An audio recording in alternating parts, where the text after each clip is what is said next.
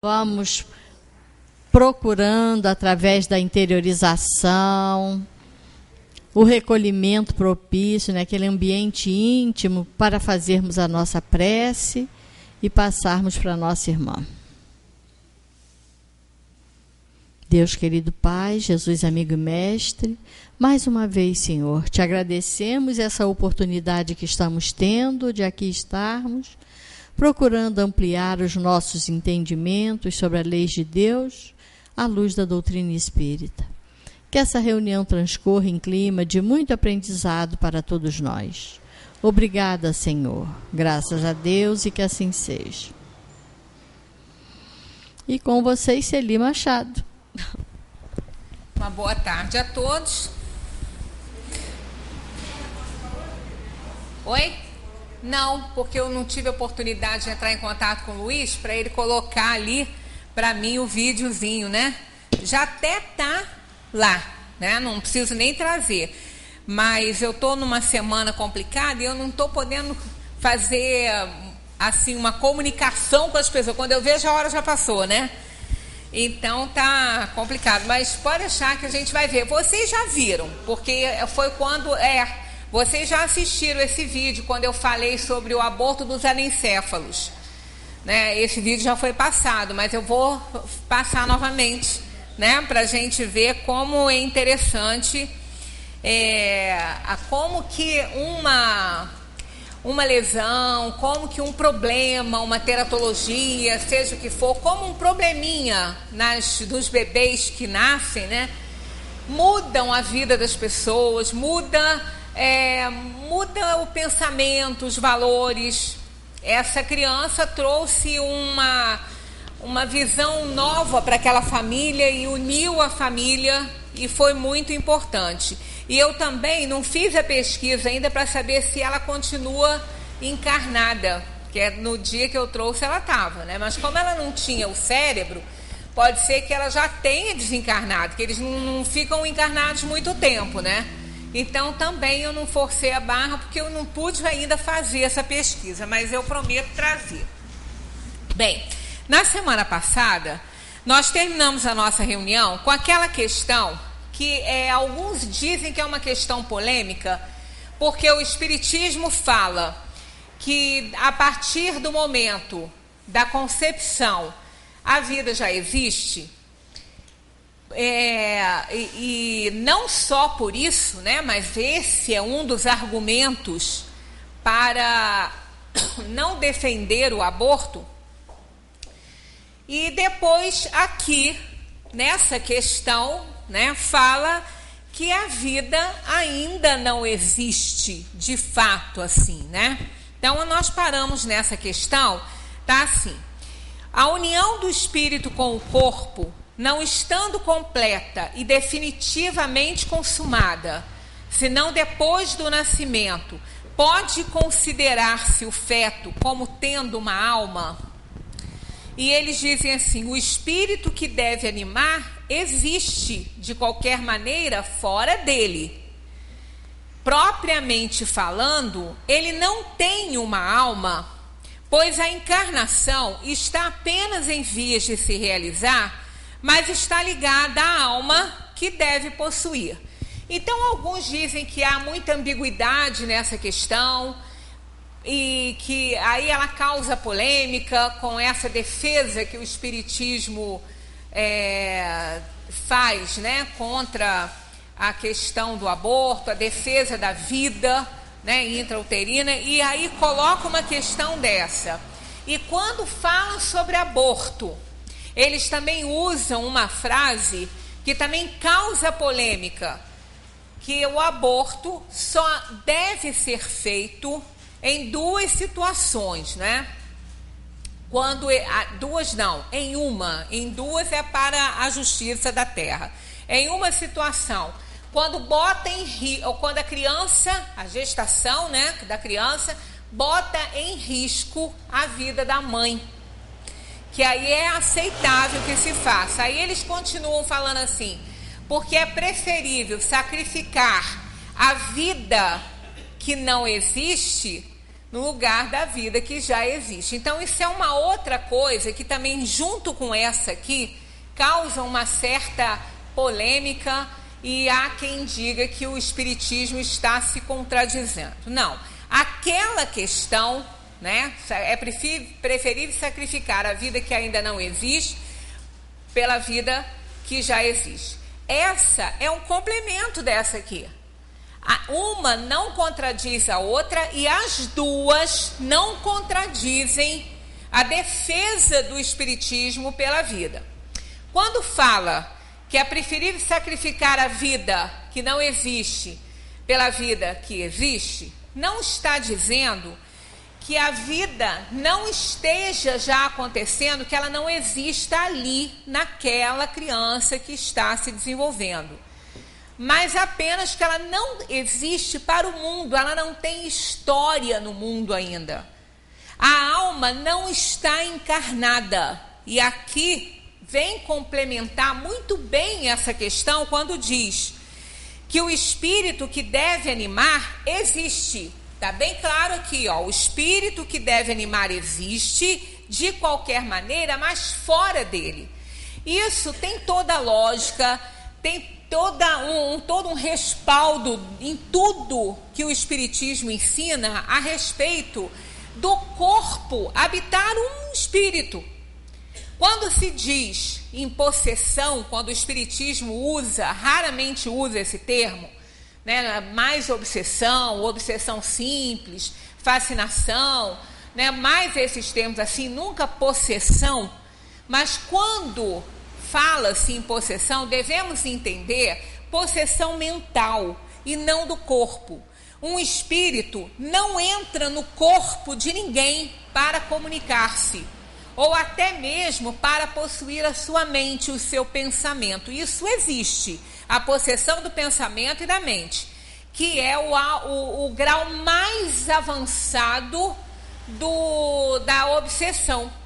Nós temos a obsessão simples, nós temos a obsessão mais acentuada, que nós chamamos de fascinação, e temos a outra que nós chamamos de subjugação.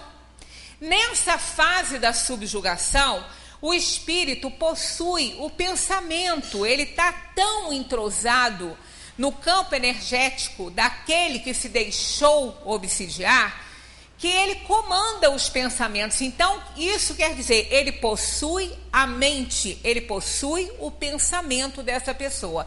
Ela não tem mais vontade própria. Quando a gente deixa a obsessão chegar a esse ponto, é necessário muita ajuda para essa pessoa, porque ela não vai sair sozinha desse estado de obsessão. Não consegue sair, porque ela já não tem mais força, ela já não tem mais domínio sobre a sua vontade. Nesse sentido, existe a possessão, mas nunca a possessão do corpo. Um corpo, quando está lá no ventre da mãe, fazendo desenvolvendo-se para reencarnar, a alma que vai animá-lo, ela está no campo energético da mãe, é um espírito que está no campo energético da mãe, e uma extensão do seu perispírito está no útero materno, porque é esse fluido do perispírito semimaterial que o espírito utiliza para a organização da genética, do material genético oferecido pelos pais. Mas esse espírito, essa alma, ela não pode entrar no corpo da mãe. Ela não está lá encarnada naquele corpinho que está se formando. É nesse sentido que a vida ainda não existe para o mundo. Mas está bem claro aqui, não é polêmica essa questão, não contradiz nada, é só a pessoa querer ter aquilo que Jesus recomendou, né? Olhos de ver e ouvidos de ouvir. E analisar sem preconceito e interpretar direito. Interpretar direito é o que menos a gente vê acontecer. Tanto que nas provas dos concursos, né, nas provas do Enem, seja o que for, o que mais reprova aluno é a sua pouca habilidade em interpretar as questões, os textos. Não é a gramática que assusta um aluno fazendo uma prova de língua portuguesa, porque isso é muito fácil. São regras, né? Ele pode criar suas próprias formas de gravar as regras. Então, não é a parte gramatical. É a parte interpretativa. É interpretar o que a questão está pedindo. É interpretar o texto para que ele possa responder. Então, interpretação é um problema crônico na nossa educação em todos os sentidos. As pessoas têm dificuldade de interpretar o que lê, o que ouve, interpretar uma receita de um médico, a forma como ele descreve ali a posologia para a pessoa fazer o uso. Então, a interpretação é um problema crônico na nossa educação. As crianças não são estimuladas e elas não aprendem a interpretar. Preocupa-se muito com regras e tudo e não se ensina a ler, escrever e interpretar. Infelizmente é assim a nossa educação, né? A educação, mas a educação pública, porque a particular não é assim, né? A particular já tem uma supervisão muito boa nessa área.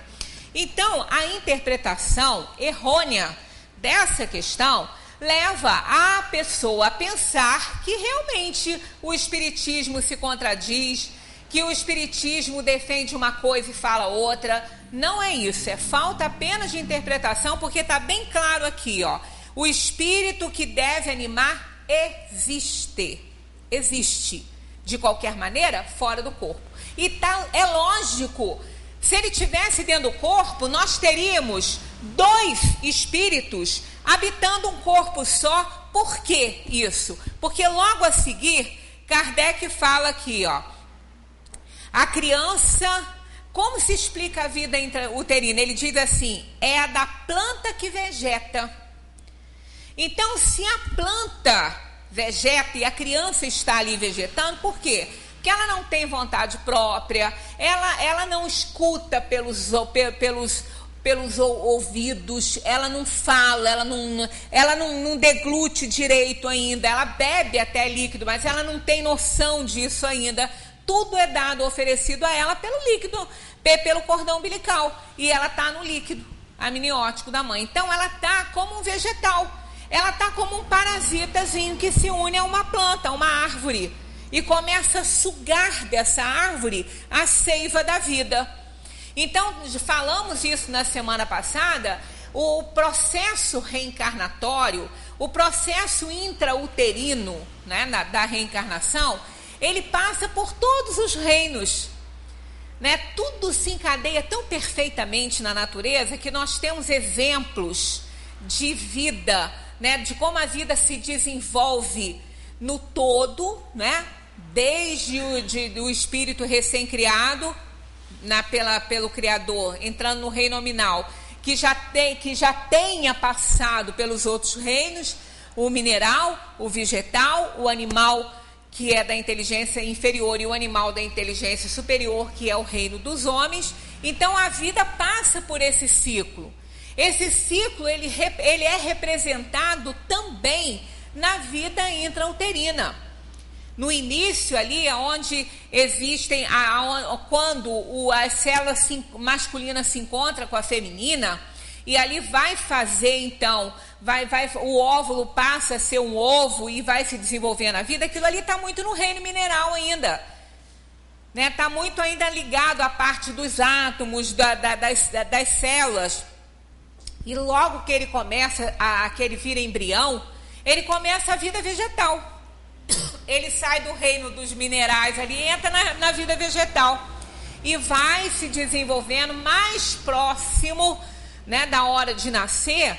Ele já tem mais movimentos, a criança já começa a se virar muito, não deixa de ter a vida vegetal porque ela se alimenta através da mãe, mas ela já começa não a ter vontade, claro, mas ela já começa a se virar muito, a se mexer, ela chupa dedinho, né? Então podemos dizer ali que ela está numa vida instintiva, né, próxima dos animais, e entra no reino hominal na hora do nascimento, quando o espírito reencarna. Aí sim, ele ocupa aquele corpo, aí ele começa a existir para o mundo.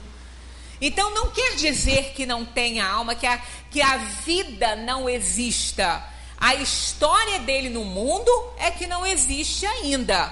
Como a mãe tem uma história no mundo, não é? Ela deve ter outras, pode ter outras crianças, ela pode ter outros filhos.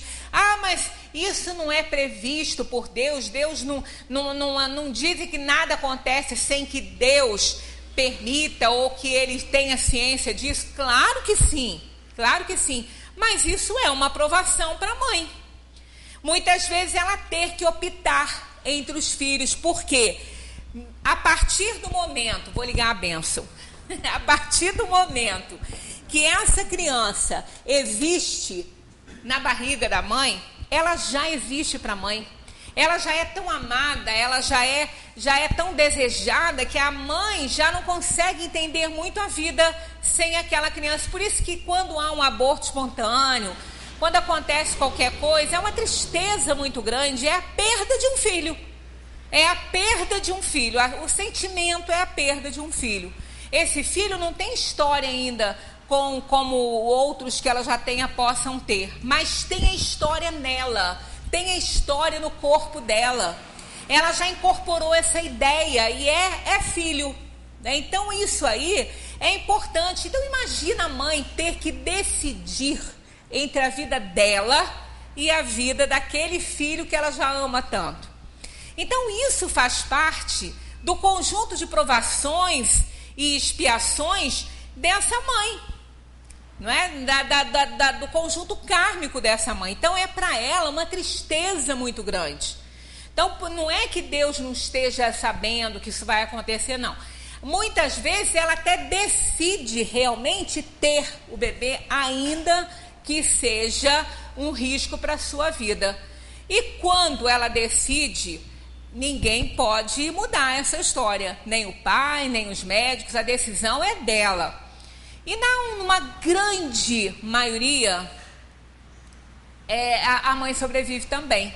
Então é uma provação enorme, é um susto para a família, é um sofrimento, né? É tudo um conjunto aí de tristezas, né? Que a pessoa passa, de expectativas que podem não ser muito boas, e assim vai.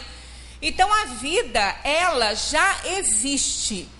A alma está destinada ao corpo, mas ela não está no corpo. Por isso que para o feto, para aquela criança que está nascendo, a perda do seu corpo físico ainda dentro do útero da mãe, ela é menos significativa para ele do que a nossa, que já estamos aí há dezenas de anos acoplada a um corpo físico, escrevendo uma história.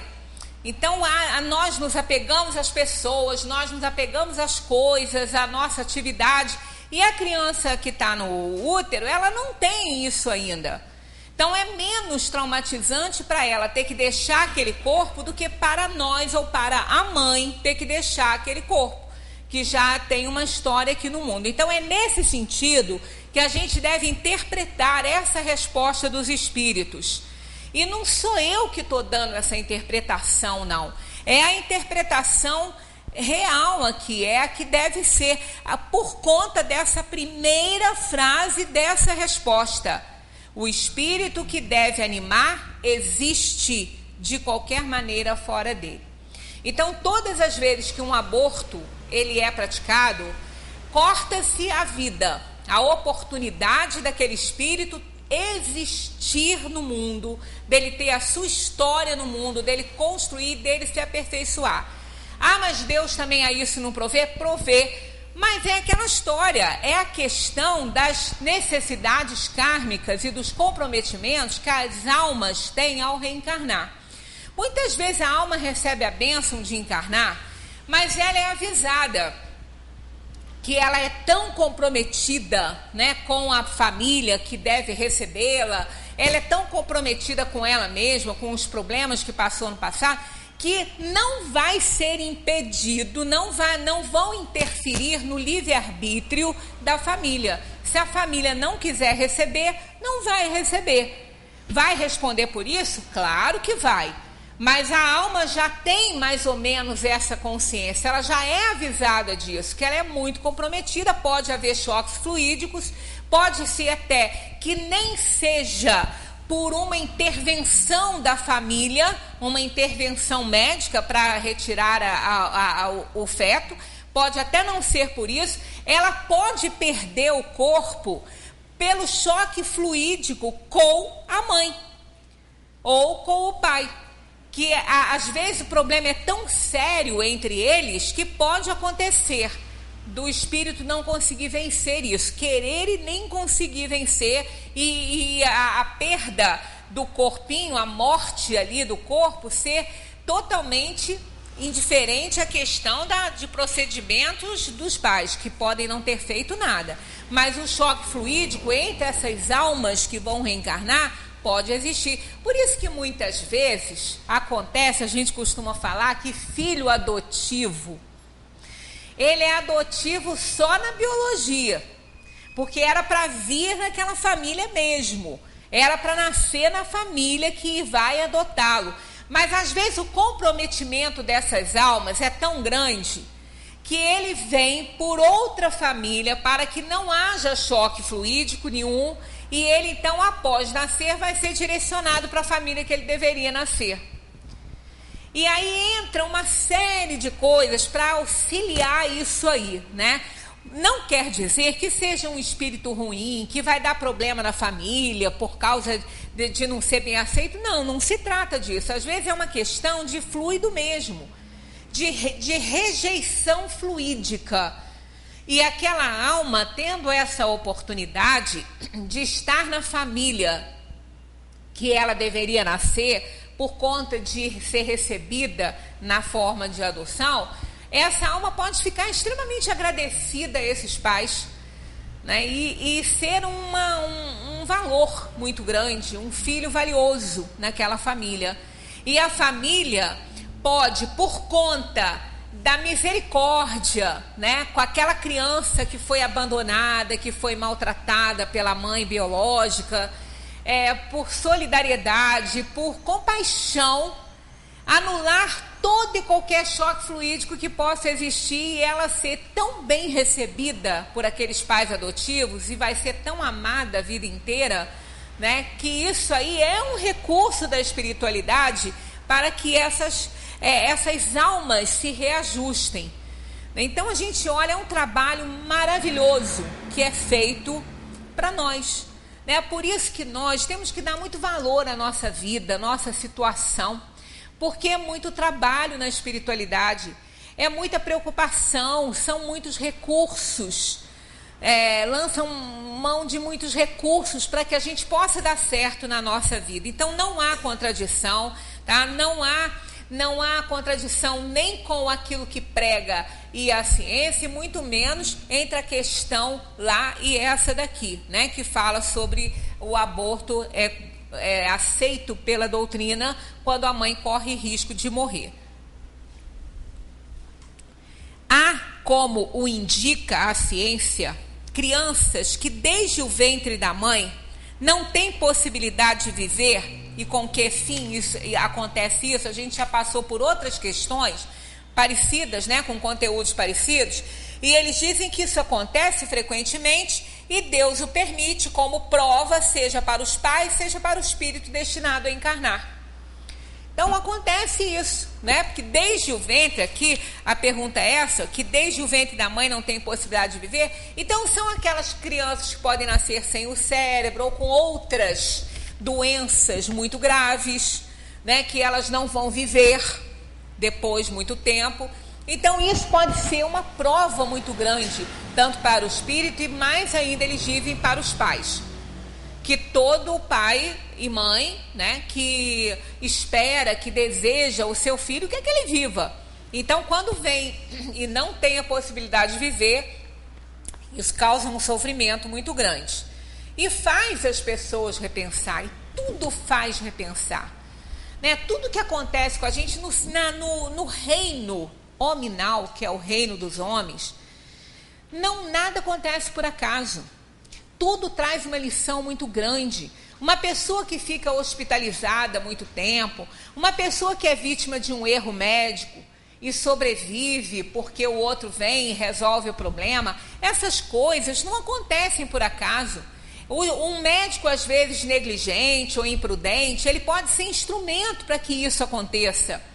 Né? Uma cirurgia onde acontece um erro médico e põe a vida da pessoa em risco, se ela não tiver que morrer, ela não vai morrer. O profissional vai responder por essa negligência, imprudência que cometeu, por esse descaso. Mas a pessoa, se o espírito não tiver que desencarnar, ele vai sobreviver. Vão consertar a situação, vão emendar lá e a pessoa vai sobreviver. Mas pode muitas vezes ficar muito tempo no hospital, pode passar dores muito grandes, né? Eu acredito que cada um tenha um caso para contar parecido com isso aí. Aí essa pessoa que está lá hospitalizada, que foi vítima ou de um erro médico ou de uma infecção hospitalar, que ficou muito tempo lá, que nem é responsabilidade de nenhum médico, aconteceu, né, uma imunidade baixa, a pessoa contraiu uma bactéria, ficou lá, quase morreu e tal, e depois sobreviveu. Não foi por acaso que essa pessoa ficou esse tempo no hospital, correndo risco de morrer, assustando a família inteira e a própria pessoa.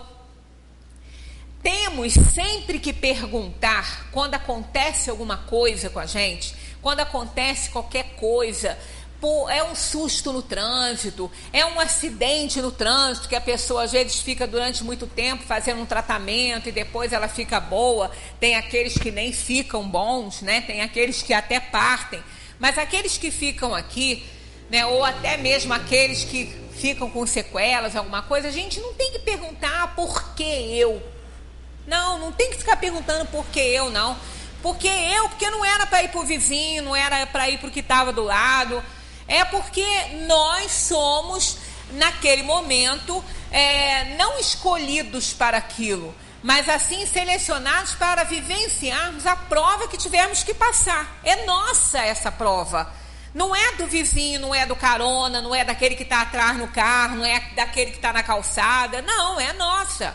Então nós vamos ter que passar. A gente deve sempre fazer uma pergunta: para quê? Não é nem por quê. Por quê? É porque a gente tem que passar por aquela prova, nós temos que vivenciar, resgatar alguma coisa. Agora, o importante é encontrar a resposta para quê. Para essa pergunta aí, para quê? Para que eu estou passando isso? Existe uma razão. Existe alguma coisa que eu tenha que aprender com essa situação. Muitas vezes Deus coloca um freio na nossa vida de alguma forma. Se não é por bem, vai por mal. Se a gente não está indo, né, por amor, vai pela dor. Então pode acontecer que a gente sofra às vezes um acidente, ou seja um acidente dentro de um hospital ou na rua, seja o que for, que vai nos colocar, vai nos tirar do jogo durante um tempo, né? Vai nos colocar aí no banco de reserva, mas tem que saber por quê. Ou melhor, para quê? Porque a gente já sabe, a gente tem que passar por alguma razão, porque Deus não joga dados, não fica lá, agora vou escolher uma pessoa lá para passar isso, aquilo, não. Nós estamos nos reajustando, nada acontece por acaso. Agora, a resposta ao para quê é que pode ser aquela que vai determinar a nossa alegria ou tristeza, o nosso progresso ou a nossa estagnação no nosso nível de evolução.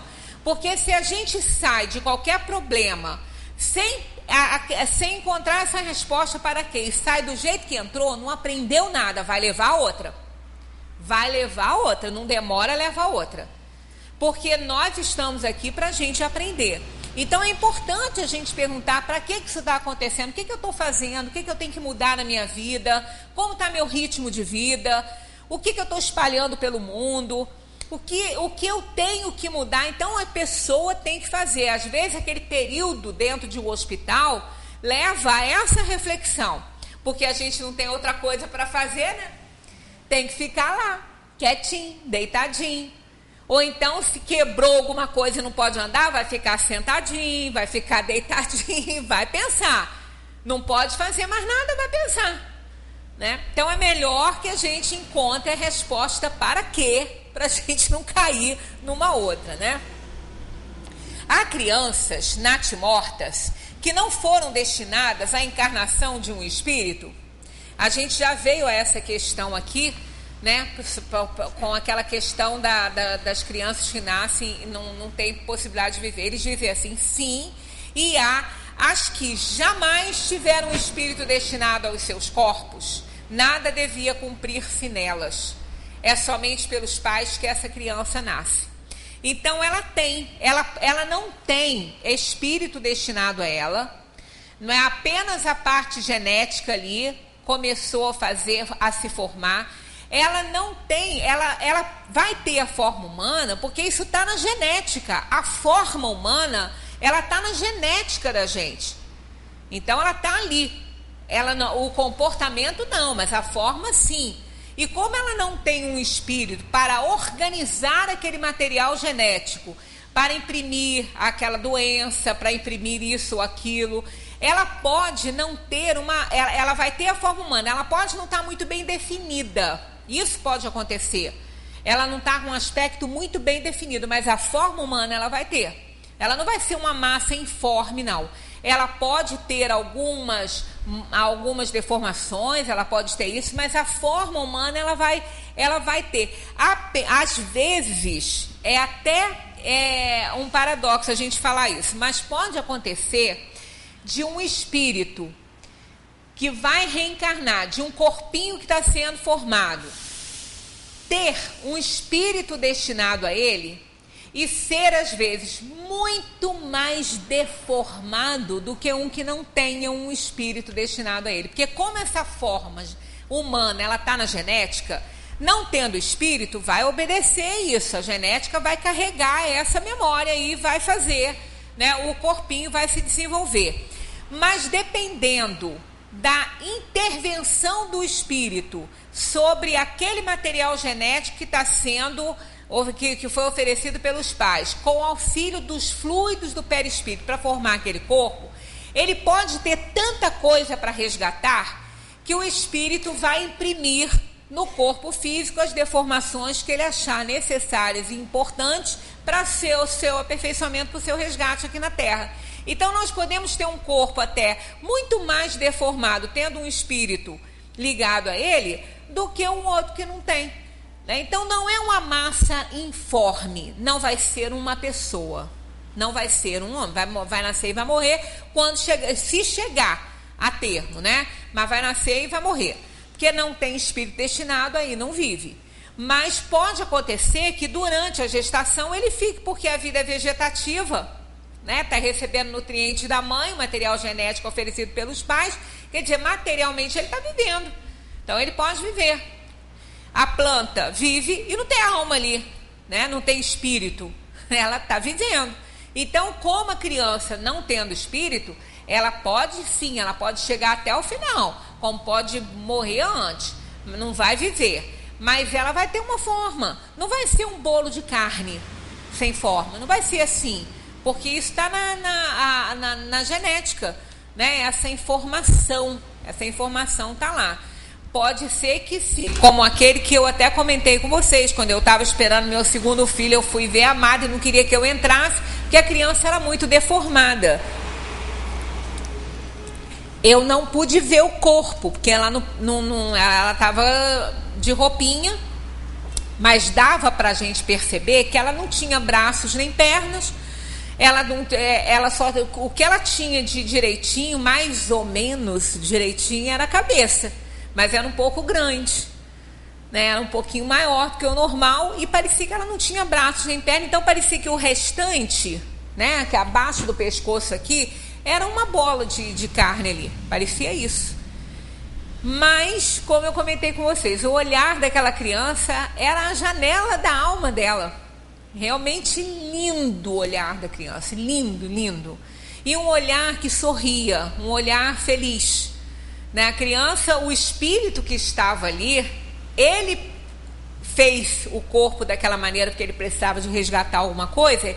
Ele fez a sua intervenção claro, que se ele escolheu essa prova, isso foi permitido a ele fez isso, né? E ele estava compreensivo que era necessário para ele. Tanto que o olhar da criança, o rosto dela era bonito, apesar da cabeça maior, né?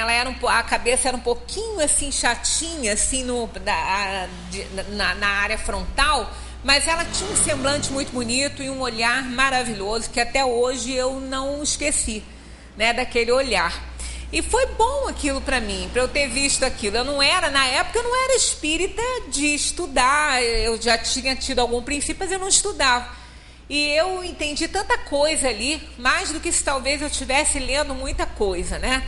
Então a gente vê que um corpo sem alma, ele não vai viver. Mas um corpo que tem alma, ele pode ser muito deformado, ele pode ter muitos problemas e pode viver muito tempo, dependendo da sua necessidade kármica. Um ser dessa natureza, né, aqui é a pergunta que Kardec faz sobre a outra, pode chegar ao tempo normal do nascimento? Sim, algumas vezes, mas então não vive, né? Então é o que a gente acabou de falar.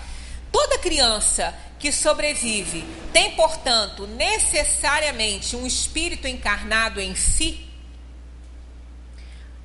Aí, pelo que a gente já estudou, a gente já sabe essa resposta, né? E eles dizem assim, que seria ela sem o espírito? Não seria um ser humano. Tá vendo? Tá falando que não seria um ser humano.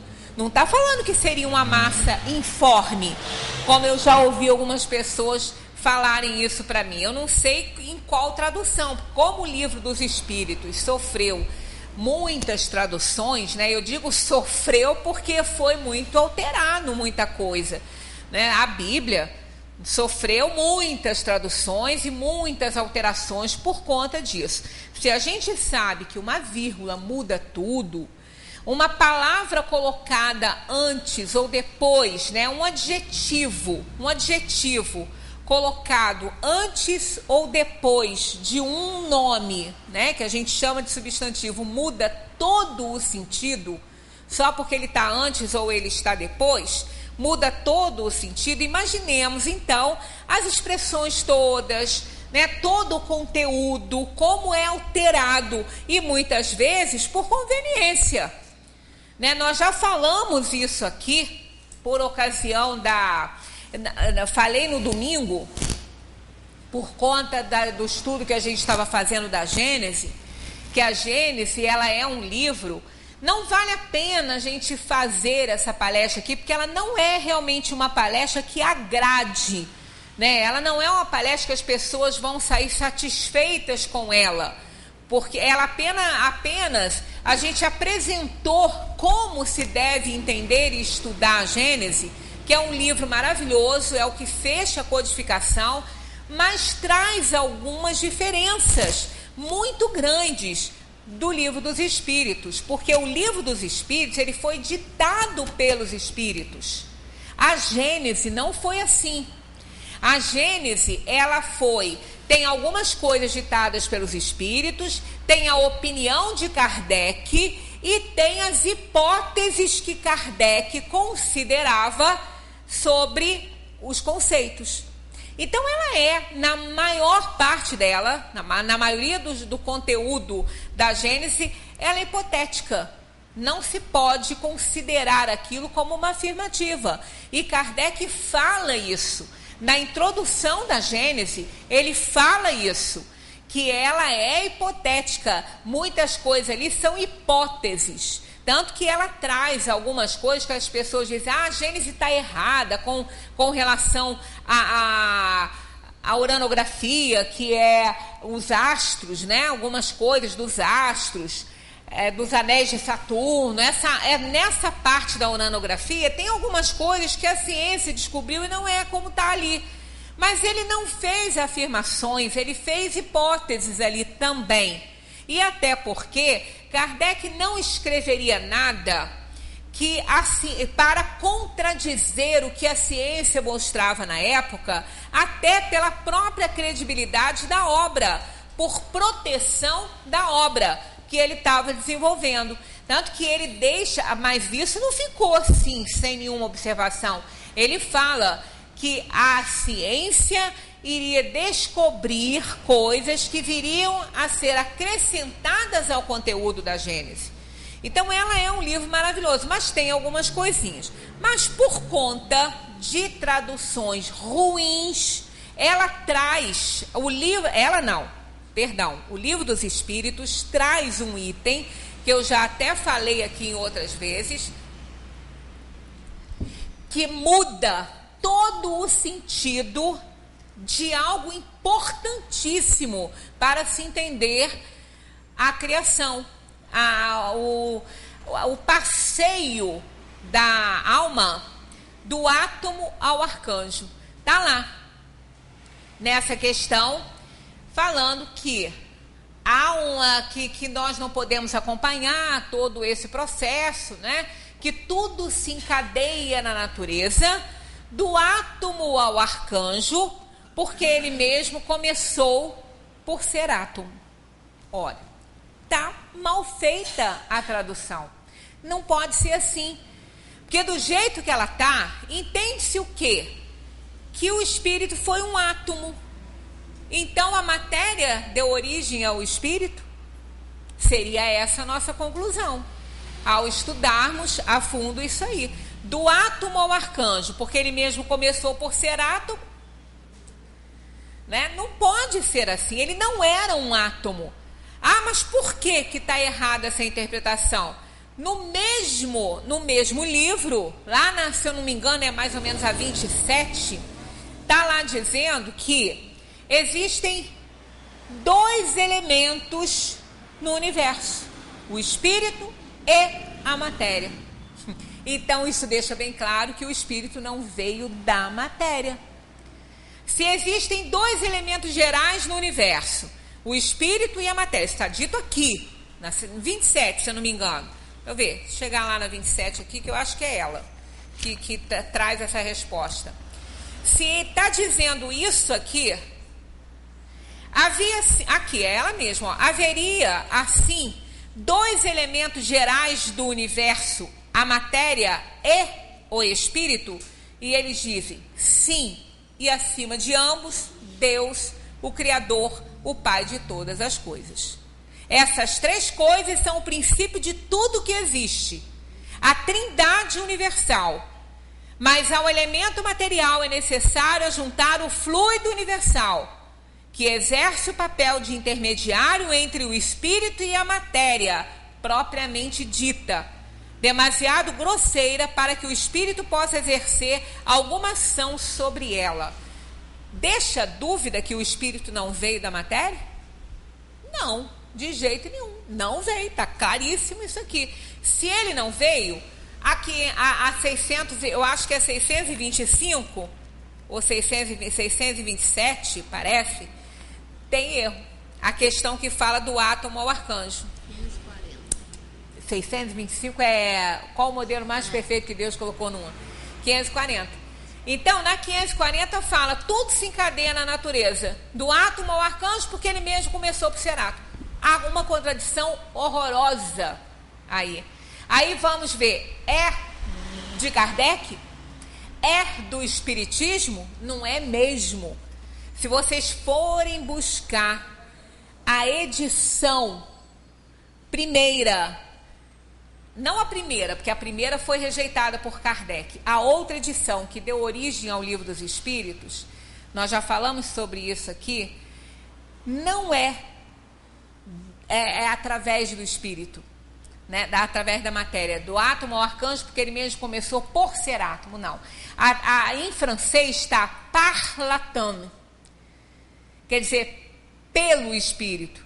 Então, não tem condição de ser. Eu vou trazer isso bem explicadinho para vocês na próxima reunião, para a gente entender bem isso. O que uma tradução mal feita faz? Se uma tradução mal feita faz um estrago, uma interpretação mal feita faz mais estrago ainda. Porque na tradução em francês, não tem como fazer essa tradução através né? Não é do átomo que o espírito veio, não é do átomo, ele não foi átomo, ele é independente da matéria. Há dois elementos gerais no universo, né? O espírito e a matéria. Isso está bem claro, uma coisa e outra.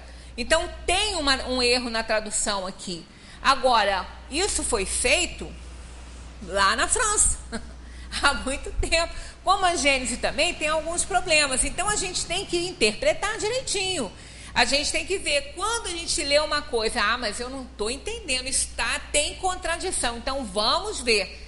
A contradição daquelas duas questões que a gente leu aqui não existe. A gente já viu que está claro ali dos espíritos que está claríssimo que não é, a vida realmente não existe ainda para o mundo. Mas a alma já existe, então tem vida. Tem vida, ela só não abriu, ela só não aflorou para a sua história no mundo. Então aí não tem problema, mas todas as vezes que a gente estiver estudando, encontrar alguma coisa que não esteja de acordo, a gente tem que procurar, tem que ir. Mas como é que eu vou saber? Olha, a internet dá tudo pra gente hoje em dia. Eu peguei essa tradução em francês na internet. Mas eu tenho que saber francês? Eu não tenho que saber, eu não sei também. Eu também não sei. Me recorri a quem sabe. Então sempre tem alguém para ajudar, a gente procura. Eu tenho uma amiga que fala francês divinamente bem. Quando ela olhou aquilo, ela falou, não, você está certo, é isso mesmo, né? Então a gente vai vendo, a gente vai pegando as respostas para a gente entender direito as coisas e não ficar com aquelas dúvidas, que às vezes a gente fica, né, quando acontece alguma coisa assim. Então é importante, muito importante, que a gente interprete direitinho. Quais são para o espírito as consequências do aborto? Olha só o que eles respondem. Uma existência nula e a recomeçar. Bom, parece simples isso aqui. Uma existência nula e a recomeçar. Porque realmente é isso. Morreu, morreu. A existência é nula. Não vai viver. E ele vai ter que começar outra. Isso é lógico, isso vai acontecer. Agora, o envolvimento moral disso aí é muito grande. Muito grande. Por quê? Vários fatores podem concorrer para acontecer um aborto. Rejeição da família. Agora, por que essa família está rejeitando? Né? Não é justificável isso. Ela vai ter que responder por isso, mas tem que ter uma causa. Porque ninguém vai rejeitar uma coisa sem motivo nenhum. Alegar, não posso criar, não pode... Não, isso são justificativas materiais. Mas o que gera essa justificativa, o que gera essa explicação, pode ser muito maior. Né? Um choque fluídico pode gerar isso. Um mal-estar e a pessoa achar que ela não é capaz de criar, de cuidar. Então existem muitas coisas envolvendo uma reencarnação. Não é só o fator material de não poder cuidar, de não poder criar, de estar sozinho. Não é só isso, não. Isso são justificativas materiais que a gente dá. Porque tantas vezes acontece da criança nascer numa família sem condição nenhuma, mas dá um jeitinho e aquela criança vai sobreviver, ela vai dar certo. Né, dependendo do que ela vai receber de carinho. O mais importante, né, que uma alimentação saudável e completa é a aceitação dessa criança no ambiente familiar, é o amor que ela vai receber. Ninguém vai morrer porque vai comer arroz com feijão, não. Lá no Nordeste eles estão comendo barro e não estão morrendo. Ninguém morre por isso, não. Morre mais gente por excesso de alimento do que pela falta dele. E quando morre pela falta dele, como lá na África a gente está vendo essas coisas acontecerem, e aqui também a gente tem essas coisas que mais perto da gente é provação. É provação para a alma. Né? Então a criança, ela precisa de ser aceita, ela precisa de muito carinho, de muito amor, de uma aceitação muito grande. Ela precisa saber que ela é importante naquele núcleo. Aí ela vai viver. Ela vai viver, com um pouquinho ela vai viver. Ela pode não ter uma alimentação maravilhosa, mas ela vai viver. A maioria dessas pessoas que tem aí uma carência muito grande, vive assim, né? Por uma questão kármica. que ela nasceu naquele núcleo familiar. Então é importante isso.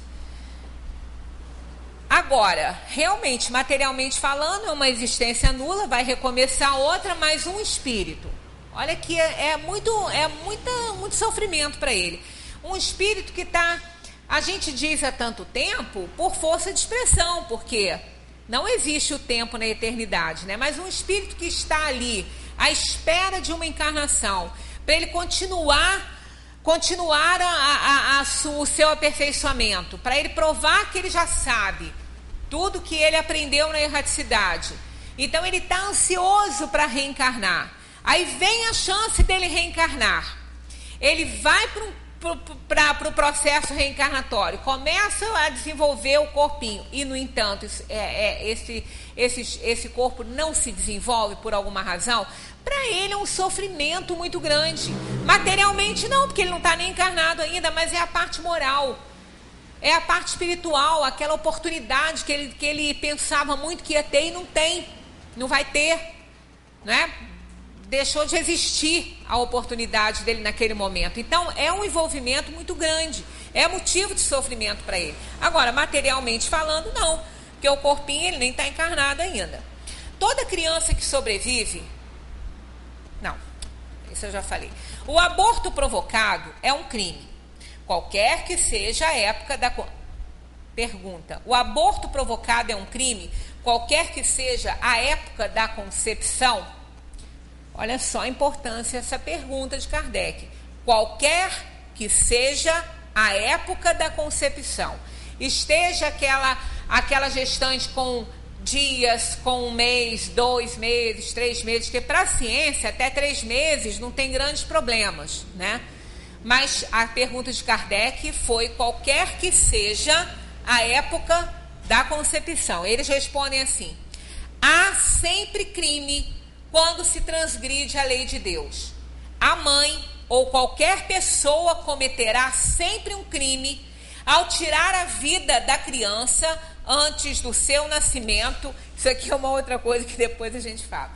A tirar a vida da criança antes do seu nascimento, porque isso é impedir a alma de passar pelas provas de que o corpo devia ser um instrumento. Que a gente vem falando esse tempo todo sobre isso. O que me chama a atenção aqui é que alguém também já me fez essa pergunta. Aqui eles especificaram, antes do seu nascimento, por que está se tratando de um aborto.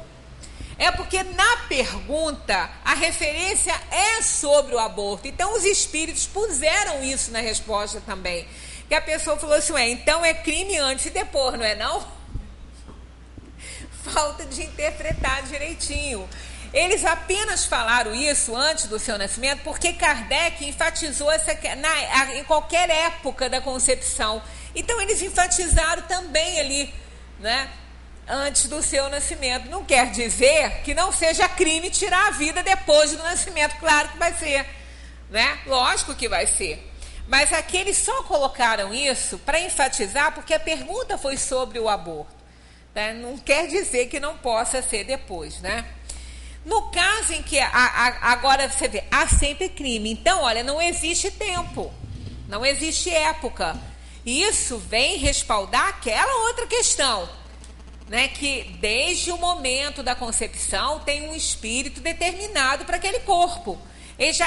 E a coisa não começou ali não, o processo reencarnatório não começou ali, já vem antes. Aquele espírito foi informado muito antes da união celular, até para ele colocar as provas, o conjunto de provas escolhidas por ele, a apreciação dos espíritos, porque isso também não é assim não. O espírito escolhe, eu quero isso e vai ser. Não, tem que ser aprovado. Aprovado por quê? Porque nem sempre o espírito está sabendo escolher. Às vezes ele escolhe uma prova tão difícil para ele que ele não vai conseguir cumprir, vai botar a encarnação a perder. Então os espíritos encarregados desse trabalho orientam a alma nesse sentido, para que ela amenize a escolha das suas provas, deixe aquela opção para outras encarnações, quando ela estiver mais fortalecida, porque ela pode não aguentar. Aqui, a gente tira isso por nós aqui, né? quando nós passamos por algum probleminha aqui na Terra, a gente não aguenta uma coisinha de nada. A gente reclama pra caramba, se acha injustiçado, porque eu... Quer dizer que com o vizinho podia, com você não. O vizinho pode passar por tudo.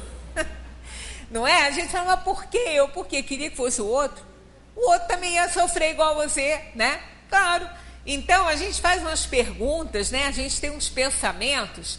Quer dizer, isso aí, quando a gente está aqui, cumprindo a escolha que fizemos, a gente acha tão complicado e acha que está tão pesada a cruz, que dependendo do Espírito, se ele tiver permissão para trazer realmente o que ele escolhe, ele não vai aguentar. Se uma coisinha de nada ele já não aguenta, não é? É igual em crise de cálculo renal. Quem está numa crise de cálculo renal, bate no hospital, ela deixa tudo. A pessoa deixa fazer tudo. Dá injeção, faz qualquer coisa, opera. Ah, não tem anestesia, opera sem ela. Porque a dor de cálculo renal, quem teve sabe o que é. É terrível. A gente não põe obstáculo para nada. Qualquer coisa que puder aliviar aquela dor, a gente quer. Né? Pois é. Aí depois que passa a crise, a gente não faz nem os exames que o médico pede. Nem vai lá. Ah, já passou, não vai acontecer de novo. Aí vem outra. Aí vem pior. A pedra maior ainda. E aí? É assim, quer dizer, quando o espírito vai reencarnar, ele está como que alguém aqui na Terra em crise de cálculo renal. Ele quer tudo. Ele escolhe as coisas mais terríveis para ele resgatar. Ele acha que pode, ele se sente, ele se acha. Vem para cá, não aguenta nada. Aí se mata, quer morrer, quer reclamar, diz que Deus é injusto. É assim. Né? Então os espíritos têm cuidado com isso. Não manda tudo de uma vez, não. Eu nunca me esqueci. Lembra aquele rapaz que ele até foi candidato uma vez, acho que é vereador, ele era paraplégico, ele vinha numa cadeira de rodas. E a gente conversava muito, ele era muito divertido. Ele falou assim, olha, eu estou resgatando tudo que eu tenho que resgatar agora. Um rapaz novo, bonito, na cadeira de rodas, estou resgatando tudo. Aí eu olhei para ele e falei assim, tolo. Doce ilusão de você achar que você está resgatando tudo. Ele falou, não estou não. Falei, cara, do jeito que nós somos inferiores e como a gente não presta muito, já para trás fizemos coisas horríveis, com certeza você não está resgatando tudo não, ainda ficou coisa para a próxima. Ele falou, mas será? Eu falei, pode ter certeza,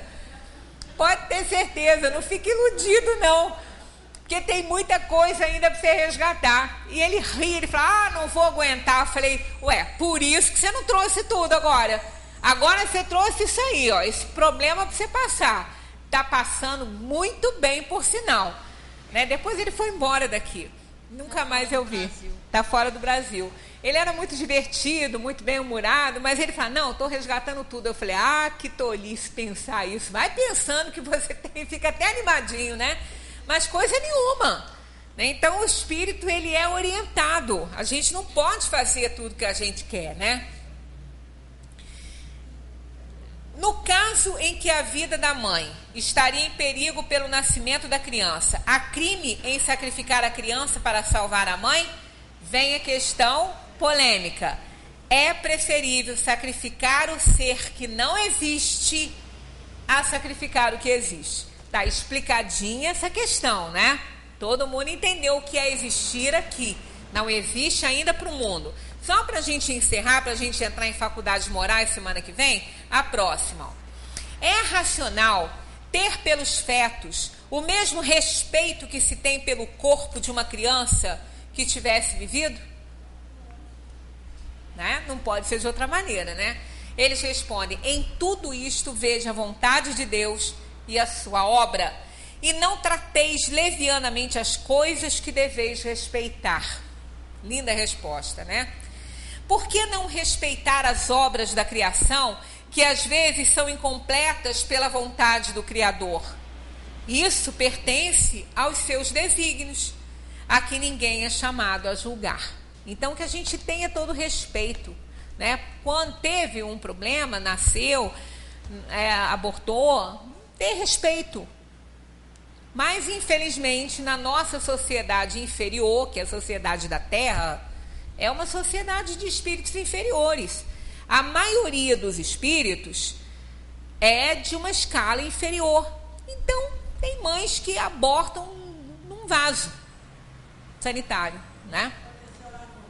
Provocado por elas mesmas. É terrível, terrível. O que está acontecendo, a gente está nesse problema atual, né? Nesse momento em que isso está sendo combatido, mas não vai combater. Não vai por quê? É como a corrupção, é como a maledicência, isso é a natureza do espírito inferior.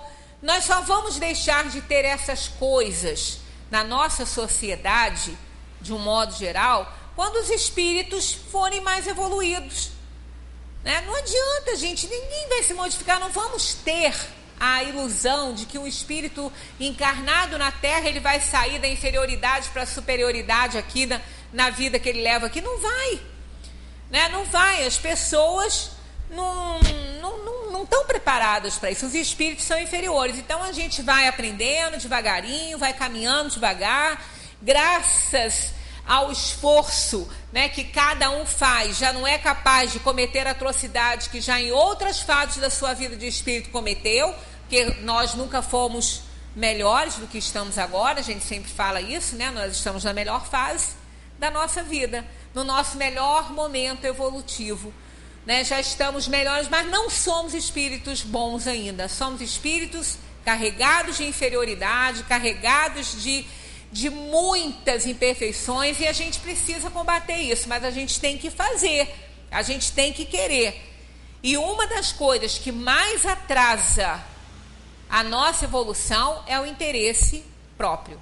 Isso aí é o que mais atrasa a nossa evolução, isso está no Livro dos Espíritos. Não adianta ter religião, não adianta acreditar em Deus, não adianta ser espírita, protestante, budista, não importa nada disso, se nós não estivermos aplicando isso para a nossa evolução.